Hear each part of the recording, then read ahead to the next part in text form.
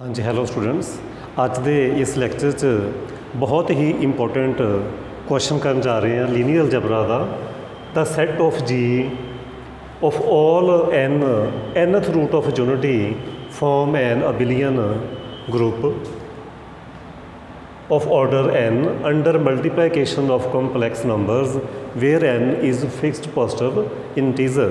ये क्वेश्चन है which is very important. बहुत सारी मैंने रिक्वेस्ट आईयां काफ़ी स्टूडेंट दियाँ कि जिस तरीके मैं क्यूब रूट ऑफ यूनिटी के नाल रिलेटेड क्वेश्चन करवाया इदा ही मैं फोर्थ रूट ऑफ यूनिटी के नाल रिलेटेड क्वेश्चन करवा चुकिया सी। हुण ये रिक्वेस्ट आई है कि ये क्वेश्चन भी करवाया जाए, सो इस करके मैं ये क्वेश्चन अज करवाउण जा रहा। सो बड़े ही ध्यान दे नाल समझो, बहुत ही सिंपलैसट वे दे नाल करावांगे। सब तो पहले समझना पेगा कि nth रूट ऑफ यूनिटी की चीज़ आ। उस तो बाद कुछ स्टैप करन तो बाद nth रूट ऑफ यूनिटी नूं समझण तो बाद बाकी असीं क्वेश्चन सैट बना के शुरू करांगे। हुण साडे कोल nth रूट ऑफ यूनिटी की आ। nth root of unity is 1 तो 1 का असी nth रूट फाइंड करना, 1 का असी nth रूट फाइंड करना, उन्होंने असी कहने nth रूट ऑफ यूनिटी तो n रूट्स होणगे, वो किहड़े होणगे असी हुण फाइंड करते हैं। असी सपोज कर लैने z 1 raise to power 1/n nth root of unity. Okay हुण तुहानूं याद होना 1 की हुंदा मेरे कोल सिस जीरो तुसी ऑलरेडी अलजबरा च पढ़ आए हैं। सिस थीटा की हुंदा मैं रिमाइंड करा दा, cos theta plus iota sine theta. एक होर रिजल्ट हुंदा ई एओटा थीटा की हुंदा cos theta plus iota sine theta. So चाहे सिस थीटा लिख लो चाहे ई एओटा थीटा लिख लो, इन्हां दी वैल्यू सेम। सो मैं 1 नूं लिखिया cis zero cos zero plus iota sine zero is zero cos zero is 1। So 1 can be written as cis zero. Now next step ये हुंदा जदों जे पावर साडी रैशनल आ रही है तो असीं 2k पाई ऐड करना सिस विच, तो zero which 2k pi add करोगे, 2k पाई ऐड करोगे raise to power 1/n where k varies from 0 1 2 and so on n-1। So हुण डी मोवर थ्योरम अप्लाई करोगे तो मेरे को आ जाएगा 2k pi upon n where k varies from 0 1 2 and so on n-1। ये सब कुछ तुसी पहले फर्स्ट ईयर च पढ़ चुके हैं। इस तरीके असीं लिख सकते हैं। जे इस तरीके भी लिख सकते हैं, जां तुसीं मैं हुणे दस्सिया कि तुसीं इस तरीके भी लिख सकते हैं। ये सपोज करो थीटा ई एओटा थीटा किस तरीके लिख सकते हैं, iota 2k pi upon n where k varies from 0 1 2 and so on. असीं इस तरीके भी लिख सकते हैं। अच्छा इस तरीके भी लिख सकते हैं, इस तरीके भी फर्दर कह सकते हैं एओटा 2 पाई अपॉन चाहे लिख लो 2 एओटा पाई, थोड़ा सही लगता 2 iota pi upon n raise to power k। इस तरीके भी असी लिख सकते हैं where k varies from 0 1 2 n-1। जी मेरे को इत्थे n है तो असी n-1 तक लिखना। हाँ जी सो ऑल n रूट्स किहड़े आ गए वो आप लिखीए, किहड़े रूट्स आ गए इस z दे, वो रूट्स किहड़े आ गए। फस्ट जदों k नूं 0 पुट करोगे तो वो आ जाएगा 1। ओके इधर तुसीं जे सपोज करो 1 पुट करते हैं k नूं, वो आ जाएगा e raise to power 2 iota pi upon n। 2 put करोगे वो आ जाएगा e raise to power 2 iota pi upon n का हो जाएगा स्क्वेयर। इधर जे तुसीं 3 पुट करोगे वो आ जाएगा e raise to power 2 iota pi upon n power हो जाएगी cube and so on e raise to power 2 iota pi upon n raise to power n minus 1। ਇਹ n ਮਾਈਨਸ 1 ਰੂਟਸ ਆ ਕਿਊਬ ਰੂਟ ਆਫ ਯੂਨਿਟੀ ਦੇ। ਇਹ ਜਿੰਨੇ ਵੀ ਆ n roots ਇਹ ਕਿਹਦੇ ਰੂਟਸ ਆ ਕਿਊਬ ਰੂਟ ਆਫ ਯੂਨਿਟੀ ਦੇ। ਇਹਨਾਂ ਨੂੰ ਜੇ ਮੈਂ ਡਿਨੋਟ ਕਰ ਲਾਂ, ਸਪੋਜ਼ ਕਰੋ ਇਹਨੂੰ ਮੈਂ ਡਿਨੋਟ ਕਰ ਲਾਂ 1, ਇਹਨੂੰ ਮੈਂ ਕਹਿਦਾ ਓਮੈਗਾ, ਇਹਨੂੰ ਕਹਿਦਾ ਮੈਂ ਓਮੈਗਾ ਸਕੁਏਅਰ, ਇਹਨੂੰ ਮੈਂ ਕਹਿਦਾ omega cube and so on. ਇਹ ਹੋ ਜਾਏਗਾ omega raise to power n minus 1। ਇਹ ਹੋ ਜਾਏਗਾ ਓਮੈਗਾ n ਮਾਈਨਸ 1 ਵੇਅਰ ਮੈਂ ਓਮੈਗਾ ਕਿਹਨੂੰ ਕਹਿ ਰਿਹਾ, ਵੇਅਰ ਮੈਂ ਓਮੈਗਾ ਕਹਿ ਰਿਹਾ, ਚਾਹੇ w ਬੋਲ ਲਓ, ਉਹ ਤੁਹਾਡੀ ਆਪਣੀ ਚੋਇਸ ਆ, 2 ਏਓਟਾ ਪਾਈ ਅਪੋਨ n ਨੂੰ। ਇਹ ਮੇਰੇ ਕੋਲ ਆ ਓਮੈਗਾ। ਇਹ ਮੇਰੇ ਕੋਲ ਰੂਟਸ ਆ ਗਏ ਕਿਹੜੇ ਕਿਹੜੇ 1 omega, omega square, omega cube, omega n minus 1 and so on. ਇਹ ਮੇਰੇ ਕੀ ਆ ਰੂਟਸ ਆ। ਜੇ ਓਮੈਗਾ ਨਾ ਨਹੀਂ ਰੱਖਣਾ ਅਸੀਂ ਕੁਛ ਹੋਰ ਵੀ ਡਿਨੋਟ ਕਰ ਸਕਦੇ ਹਾਂ। ਤੁਸੀਂ ਆਰ ਵੀ ਲਿਖ ਸਕਦੇ ਆ, ਨੋ ਪ੍ਰੋਬਲਮ, ਕੁਛ ਵੀ ਲੈ ਸਕਦੇ ਆ। ਚਾਹੇ ਤੁਸੀਂ ਆਰ ਲਿਖ ਲਓ 1 ਆਰ, ਇਹ ਹੋ ਜਾਏਗਾ ਆਰ ਸਕੁਏਅਰ, ਇਹ ਹੋ ਜਾਏਗਾ R cube and so on. ਇਹ ਹੋ ਜਾਏਗਾ R n minus 1 where R ਮੇਰੇ ਕੋਲ ਕੀ ਆ e raise to power 2 iota pi upon n। ਇਹ ਮੇਰੇ ਕੋਲ ਆ ਆਰ। ਸੋ ਇਹ ਮੇਰੇ ਕੋਲ n ਰੂਟਸ ਆ ਗਏ, n ਰੂਟਸ ਆ ਗਏ। ਅਤੇ ਬੜੇ ਧਿਆਨ ਨਾਲ ਸਮਝੋ, ਇਹ ਮੇਰੇ ਕੋਲ ਜੇ ਆ ਰਿਹਾ, ਬੜੇ ਧਿਆਨ ਨਾਲ ਸਮਝਣੀ ਆ ਗੱਲ। ਜੇ ਮੈਂ r raise to power n ਕਰਕੇ ਦੇਖਾਂ, ਜੇ ਮੈਂ r raise to power n ਕਰਾਂ ਤਾਂ ਕੀ ਆਉਣਾ, e raise to power 2 iota pi upon n raise to power n। n ਨਾਲ n ਕੈਂਸਲ ਆਊਟ ਹੋ ਗਿਆ, e 2 ਏਓਟਾ ਪਾਈ ਬਚਿਆ। ਇਹਨੂੰ ਅਸੀਂ ਕੀ ਲਿਖ ਸਕਦੇ ਹਾਂ, cos 2, ਇਹਨੂੰ ਮੈਂ ਲਿਖ ਸਕਦਾ cos 2 pi plus iota sine 2 pi. Sine 2 pi is 0, cos 2 pi is 1। So r raise to power n is 1। ਹੁਣ ਜੇ r raise to power n 1 ਆ, ਤੁਸੀਂ ਇੱਥੋਂ ਕੋਈ ਵੀ ਐਲੀਮੈਂਟ ਉਠਾ ਲਓ, ਕਿਸੇ ਦੀ ਵੀ ਪਾਵਰ n ਕਰੋਗੇ ਆਨਸਰ 1 ਨਹੀਂ ਆਉਣਾ। ਸਪੋਜ਼ ਕਰੋਗੇ ਸਰ, ਤੁਸੀਂ ਕਹੋਗੇ ਚੈੱਕ ਕਰੋ ਕਿ r ਕਿਊਬ ਦੀ ਪਾਵਰ ਵੀ n ਕੀਤੇ ਆ ਆਨਸਰ 1 ਆਉਂਦਾ, ਤਾਂ ਕਰਕੇ ਦੇਖ ਲਓ। ਫਾਰ ਐਗਜ਼ਾਮਪਲ ਕਰਕੇ ਦੇਖੋ ਕੀ ਆਏਗਾ। ਤੁਸੀਂ ਕੀ ਕਰੋ, ਇੰਟਰਚੇਂਜ ਕਰ ਲਓ, ਆਰ n ਇੱਥੇ ਕਿਊਬ ਕਰ ਲਓ ਤਾਂ ਕੀ ਆ ਜਾਏਗਾ 1 ਰੇਸ ਟੂ ਪਾਵਰ 3, ਉਹਦਾ ਆਨਸਰ ਵੀ 1। ਕੋਈ ਵੀ ਐਲੀਮੈਂਟ ਉਠਾ ਲਓ, ਇਹਦੀ ਪਾਵਰ ਵੀ n ਕਰੋਗੇ ਇਹ ਵੀ ਆਨਸਰ ਦੇਗਾ 1, ਇਹਦੀ ਪਾਵਰ n ਕਰੋਗੇ ਇਹ ਵੀ 1, ਇਹਦੀ ਪਾਵਰ n ਕਰੋਗੇ ਇਹ ਵੀ 1, ਇਹਦੀ ਪਾਵਰ 1 ਕਰੋਗੇ ਇਹ ਵੀ 1, ਇਹਦੀ ਪਾਵਰ 1 n ਕਰੋਗੇ 1। ਜਿੰਨੇ ਵੀ ਸਾਡੇ ਕੋਲ ਐਲੀਮੈਂਟਸ ਆ ਉਹਨਾਂ ਦੀ ਜੇ ਪਾਵਰ n ਕਰਦੇ ਆ ਤਾਂ ਆਨਸਰ 1 ਹੀ ਆਉਣਾ। ਓਕੇ, ਤੁਸੀਂ ਇੱਥੋਂ ਡਾਇਰੈਕਟ ਵੀ ਦੇਖ ਸਕਦੇ ਸੀ ਕਿ z raise to power n ਕੀ ਆਉਂਦਾ ਮੇਰੇ ਕੋਲ 1। ਕਿਊਬ ਰੂਟ ਆਫ ਯੂਨਿਟੀ ਆ, ਤਾਂ ਕੋਈ ਵੀ ਉਹਦੇ ਜਿੰਨੇ ਵੀ ਉਹਦੇ ਰੂਟਸ ਲਓਗੇ, ਜਿੰਨੇ ਵੀ ਐਲੀਮੈਂਟ ਲਓਗੇ ਉਸ ਸੈੱਟ ਵਿੱਚੋਂ, ਉਹਨਾਂ ਦੀ ਪਾਵਰ n ਕੀਤੇ ਆਨਸਰ 1 ਆਏਗਾ। ਇੱਕ ਚੀਜ਼ ਮੈਂ ਹੋਰ ਦੱਸ ਦੇਵਾਂ, r n ਕਿੱਥੋਂ ਆਇਆ, ਇਹ ਇਹਨਾਂ ਦੀ ਪ੍ਰੋਡਕਟ ਆ, ਸਾਰਿਆਂ ਦੀ ਪ੍ਰੋਡਕਟ ਆਫ ਰੂਟਸ ਆ, ਪ੍ਰੋਡਕਟ ਆਫ ਰੂਟਸ ਆ, ਪ੍ਰੋਡਕਟ ਆਫ ਰੂਟਸ ਆ।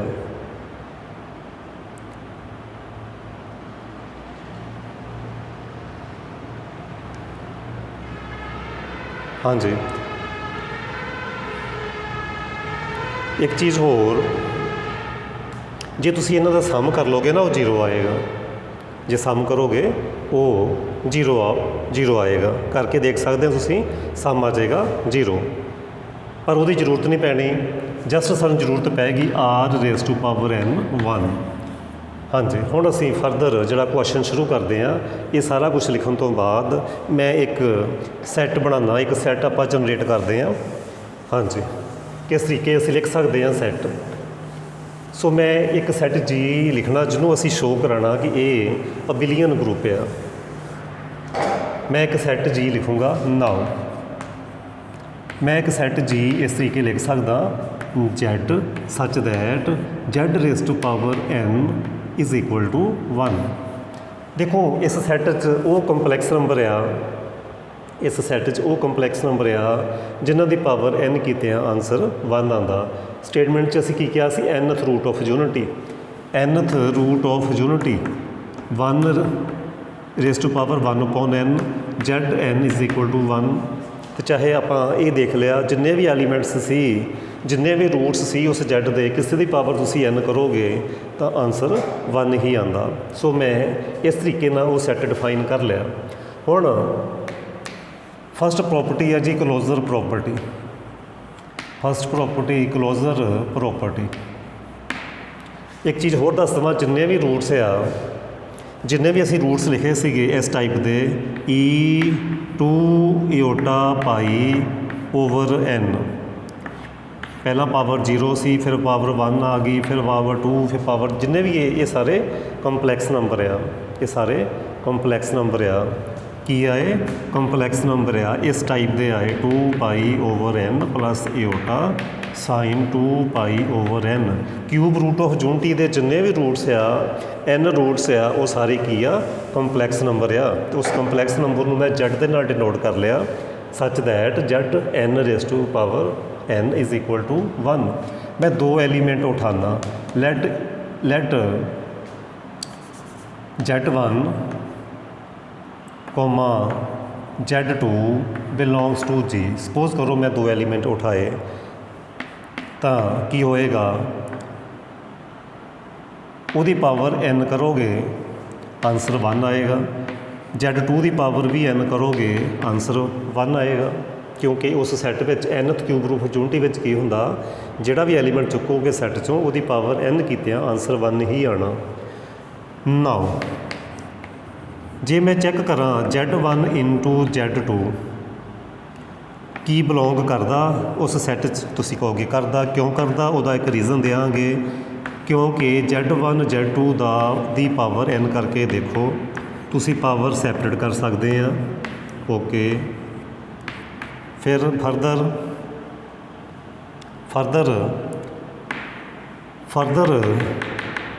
z1 raise to power n is 1, ए भी 1 हो गया। सो मेरे कोल 1 आ गया, मेरे कोल 1 आ गया। सो जे इसकी पावर n कित्या 1 आ रहा तो फिर इस टाइप का एलीमेंट हो गया। सो ए जी नू बिलोंग कर गया। So G is closed under addition, under multiplication.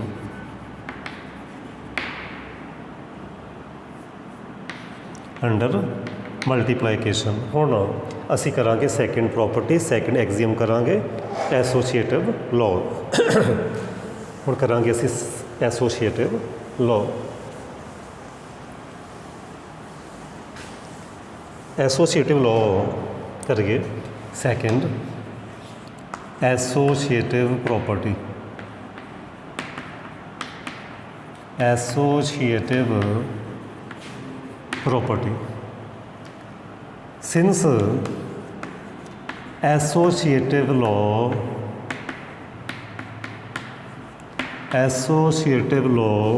hold in complex number च सानू पता कि एसोसीएटिव लॉ होल्ड करता नैचुरल नंबर च भी होल्ड करता, इंटीजर च भी करता, रियल नंबर च भी करता, रैशनल नंबर च भी करता, कंपलैक्स नंबर च भी करता। सो एसोसीएटिव लॉ तो होल्ड करता ही करता कंपलैक्स नंबर च। तो साढ़े को की है जैड, वो भी कंपलैक्स नंबर आ। साढ़े को जैड की है कंपलैक्स नंबर आ। So this law must hold in set G. So G च भी होल्ड करेगा। दैट इज़ इस तरीके लिख सकते हैं, that is for all z1 z2 z3 belongs to G implies z1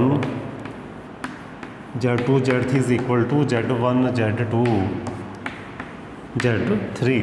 इस तरीके असी लिख सकते हैं। हुण प्रॉपर्टी करन जा रहे हैं। हुण सो एसोसीएटिव प्रॉपर्टी, एसोसीएटिव प्रॉपर्टी जां law hold in G. Now third one is existence of identity. Third property is existence of identity. ਇੱਕ ਚੀਜ਼ ਮੈਂ ਕਲੀਅਰ ਕਰਦਾ ਕਿ ਜੋ ਮੈਂ ਇਹ ਸੈੱਟ ਬਣਾਉਣ ਤੋਂ ਪਹਿਲਾਂ ਜੋ ਵੀ ਸਮਝਾ ਚੁੱਕਿਆ ਉਹਨੂੰ ਪਹਿਲੇ ਐਕਸਪਲੇਨ ਕਰਨਾ ਕੁਐਸਚਨ 'ਚ। ਰੂਟਸ ਕਿਹੋ ਜਿਹੇ ਆ, ਕਿੰਨੇ ਰੂਟਸ ਆ, ਕਿਸ ਟਾਈਪ ਦੇ ਆ, ਉਹਦੀ ਪਾਵਰ n ਕੀਤਿਆਂ ਕੀ ਆਉਂਦਾ, ਸਾਰਾ ਕੁਛ ਐਕਸਪਲੇਨ ਕਰਨਾ। ਹਾਂਜੀ, property number 3, existence of identity. Existence of identity. Let Z1 belongs to G, which implies Z1 the power n ਕਰੋਗੇ ਆਂਸਰ 1 ਆਏਗਾ। There exist element 1 which also belongs to G। ਕੀ reason ਉਹਦਾ ਕਿਉਂ ਬਿਲੋਂਗ ਕਰਦਾ? ਕਿਉਂਕਿ 1 raise to power n is also 1। ਸਾਡੇ ਕੋਲ ਤੁਹਾਨੂੰ ਯਾਦ ਸੀ ਕਿ e iota 2 iota pi upon n raise to power 0 ਵੀ ਸੀ ਵਿਚ ਇਜ਼ ਇਕੁਅਲ ਟੂ 1। ਇਹ ਐਲੀਮੈਂਟ, ਇਹ ਵਾਲਾ ਐਲੀਮੈਂਟ ਆਈਡੈਂਟੀਟੀ ਹੈ ਸਾਡੇ ਕੋਲ 2 iota pi upon n raise to power 0, ਇਹ ਹੈ ਸਾਡੇ ਕੋਲ 1। ਸੋ ਇਹਦੀ ਪਾਵਰ ਕੀਤਿਆਂ ਹੀ ਇਹਦੀ ਪਾਵਰ ਜਦੋਂ ਅਸੀਂ n ਕਰਦੇ ਸੀ ਉਹੀ 1 ਆਇਆ ਸੀ ਨਾ। So 1 raise to power n 1 ਹੁੰਦਾ। So that's why belongs to G such that ਇਹ ਸਿੰਪਲੈਸਟ ਵੇ ਆ, ਇਹ ਸਿੰਪਲੈਸਟ ਵੇ ਆ। ਹੋਰ ਕਈ ਮੈਥਡ ਹੈਗੇ ਕੁਐਸਚਨ ਕਰਨ ਦੇ, ਬਟ ਇਹ ਸਿੰਪਲੈਸਟ ਵੇ ਆ। Z1 ਇੰਟੂ 1, ਚਾਹੇ ਇਹ ਕਹਿ ਲਓ 1 ਇੰਟੂ Z1, ਆਂਸਰ ਕਿੰਨਾ ਆਏਗਾ? Z1। So 1 is identity element. 1 is identity element. ਹੁਣ next property, existence of inverse. Existence of inverse. Fourth property, fourth axiom, existence of inverse. Existence of inverse. Let Z1 belongs to G be any element। Inverse ਹਰ ਇੱਕ element ਦਾ ਅਸੀਂ calculate ਕਰਨਾ। ਅਸੀਂ ਕੋਈ ਇੱਕ element ਲੈ ਲਿਆ ਤਾਂ ਕੀ ਕਵਾਂਗੇ? Z1 raise to power n is equal to 1। There exist 1 upon Z1 belongs to G such that। But ਇਹ ਚੈੱਕ ਕਰ ਲਓ ਕਿ ਕੀ ਇਹ ਐਲੀਮੈਂਟ ਬਿਲੋਂਗ ਕਰਦਾ ਇਸ ਸੈੱਟ ਨੂੰ। ਉਹਦੇ ਲਈ ਕੀ ਕੰਡੀਸ਼ਨ ਹੈ ਸਾਡੇ ਕੋਲ? ਪਾਵਰ n ਕਰਕੇ ਦੇਖ ਲਓ, ਇਹ ਚੈੱਕ ਕਰ ਲਓ ਕਿ ਇਹ G 'ਚ ਹੈ ਐਲੀਮੈਂਟ। ਉਹਦੀ ਪਾਵਰ n ਕਰਕੇ ਦੇਖੋ which is 1 upon Z1 raise to power n and Z raise to power n ਇਸ ਸਟੈਪ ਤੋਂ is equal to 1 upon 1 is 1। ਕਿਉਂਕਿ ਇਸ ਐਲੀਮੈਂਟ ਦੀ ਪਾਵਰ n ਕੀਤੇ ਆਂਸਰ 1 ਆ ਰਿਹਾ। So this element belongs to G such that Z1 into 1 upon Z1 ਕੀ ਆ ਜਾਏਗਾ? Identity. Similarly we can say 1 upon Z1 into Z1। Left right inverse ਦੋਵੇਂ ਹੋ ਗਏ। ਸੋ inverse of Z1 is 1 upon Z1। so inverse of each element exists।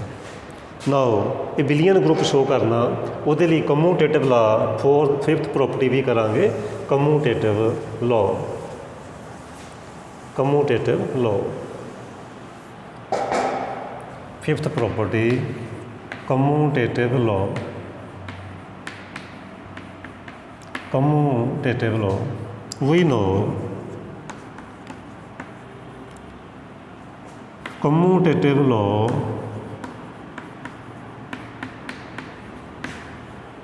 hold in complex number। Complex number 'ਚ ਜਿਹਨੂੰ ਮਰਜ਼ੀ ਅੱਗੇ ਲਿਖ ਦਿਓ, ਪਿੱਛੇ ਲਿਖ ਦਿਓ, ਮਲਟੀਪਲਾਈ ਕਰੋ, ਕੋਈ ਫਰਕ ਨਹੀਂ ਪੈਂਦਾ। ਸੋ ਅਸੀਂ ਕਹਿ ਸਕਦੇ ਹਾਂ ਕੰਪਲੈਕਸ ਨੰਬਰ ਵਿੱਚ ਕਮਿਊਟੇਟਿਵ ਲਾ ਹੋਲਡ ਕਰਦਾ। ਤੇ ਜੀ 'ਚ ਕੌਣ ਆ? Complex number. So this law must hold in set G. That is ਇੱਦਾਂ ਵੀ ਕਹਿ ਸਕਦੇ ਹਾਂ for all Z1 Z2 belongs to G implies Z1 Z2 is equal to Z2 Z1. So commutative law